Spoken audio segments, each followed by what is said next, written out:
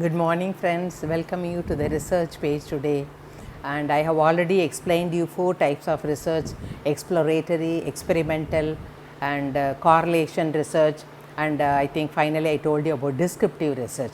Today I am going to tell you about yet another 2 researches. Just have a look. It's about explanatory research and causal research. Okay, so I will discuss you about the explanatory and causal research. Okay. What is meant by explanatory research? Okay. So, here many companies, many organizations, as an individual, the society, we face lot of problems. Okay. Many would have done research, but still the problem would not have been resolved.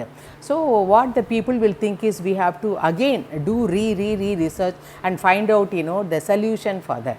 Okay. I will give you one good example here. Actually, we all know that washing machine we are using only for washing clothes, right. So, one day what happens is in Punjab, sometimes before, what happens is there was a huge demand for the top loaded washing machine, and the company was really wondering why is such a huge purchase in Punjab, especially like that. They were thinking, they send people to find out the reason, but they were not satisfied with the reason. Again they send some salesmen and ask them to conduct survey and come out with a good reason. Okay, these people, these salesmen, they will go there and they will analyze, and really it was surprising to note that people were using the top loader washing machine for use for manufacturing lassi. Okay, see, suppose if I use my what to say, mixie, 3 glasses only lassi I can manufacture, right. But in the case of washing machine, how many liters of lassi they can manufacture? Maybe they found it is very economical or something.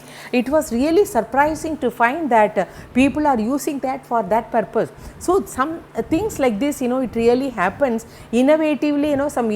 They will create some different use of different product, is it not? So, such type of explanatory research will help us to find out, if you are not able to find out the problem, if you do again and again, this explanatory research will definitely will help you to resolve your problem. Okay. Coming to the next one, we call it as causal research.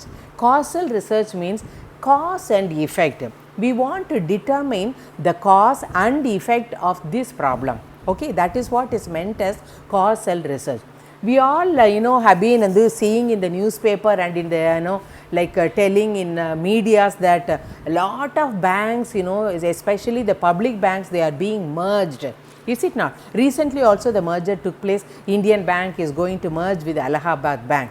So, what is the reason behind this cause is they want to reduce the expenses of this a banking sector.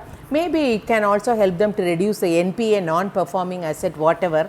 So, some reason must be behind. Without any reason, the government will not take any steps, right. Okay. So, let us assume that with the intention of reducing the cost of this banking sector, this merger, that is taking place. So, I should find out whether really it has reduced the cost by doing this merger. Then I can go for causal research and collect data from the customers, from the bankers, and then do analysis and find out whether this the step taken by the government is really helping for the purpose for which with the intention they have done it. So, I think this would have been given you brief introduction about these different type of research. Let me meet you again tomorrow with another 2 types of research. Thank you friends.